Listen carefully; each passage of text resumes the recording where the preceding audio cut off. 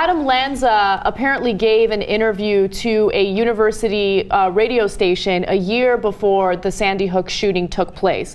Now, this is a really, really difficult thing to listen to or even read about because it kind of gives you a sense of what was going through his mind before he carried out that terrible shooting.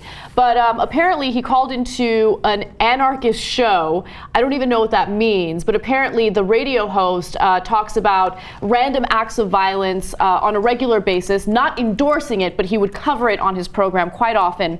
And recently it was reported by the New York Daily News that Adam Lanza had called a year ago, and he wanted to talk about a situation where a chimp had ripped off the face of Carla Nash. That was a story that broke back in 2009.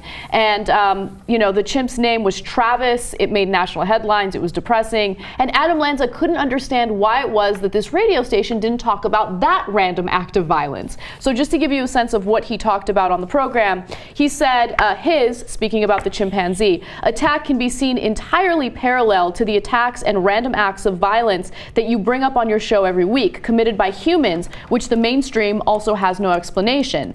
I just don't think it would be such a stretch to say that he very well could have been a teenage mall shooter or something like that.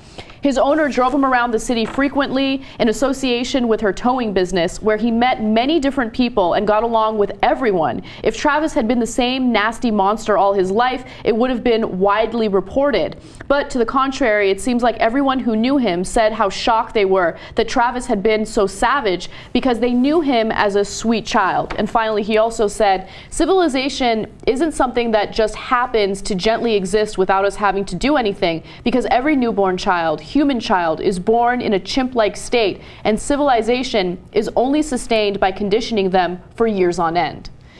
Jesus. So it's very, very creepy to know that he was on this radio station. It's almost like he's speaking to us from the grave, because we kind of get a sense of what was going through his mind. But what I also found really, really interesting about this story is that he was posting all sorts of really, really questionable stuff online prior to the shooting. And considering what's happening in this day and age with surveillance, how did he kind of get away with posting things about mass shootings and death and people wreaking bloody havoc? No one caught on to anything at all. And I should note, this radio interview by itself might sound a little suspicious, but I wouldn't call for action if I heard that, right? But you connect the dots and you can totally tell he was a disturbed guy. Yeah, it's a guy who needs help. I mean, we just did the Kelly Thomas story, schizophrenic, and obviously Kelly Thomas is the victim and Adam Lanza, the perpetrator of a crime. Right. But what's similar to both of them is that you just wanted to say, the lives are so troubled, and they needed help. This guy needed help. He needed to be in therapy, like a real therapist, not Keith Abloh. I don't know whether he was, but I mean, he needed it desperately. I mean, what he says, it just makes no sense. The chimp-like state, and it's all nonsense and crazy talk for somebody whose mind is scrambled. Right, absolutely. And I think the most disturbing part about all of this is, even though he was diagnosed with Asperger's syndrome, and he definitely did need professional help, his mother gave him guns and taught him how to shoot guns. And some people might make the argument that, hey, just because someone has a mental illness, we shouldn't say no guns for anyone who has any type of mental illness. But that's a ridiculous thing to say. This kid had no business having a gun, right? And he had posted other things under this name, Smiggles, which sounds laughable, but he had posted on different forums saying pretty terrible things. So starting in December of 2009, Lanza began posting as Smiggles to Shocked Beyond Belief, which is a fan website for a video game based on the 1999 massacre of 12 students and a teacher at Columbine High School in Littleton, Colorado. I can't believe there's a video game, even one that I guess Johnny Pie was explaining before the show. Yeah. Is I guess kids make their own games, because nobody would market a game based on the Columbine shooting. No company's going to make that game. But I guess people make their own video games. Yeah. Design their own games. Yeah, they do. And I mean, there's really no way.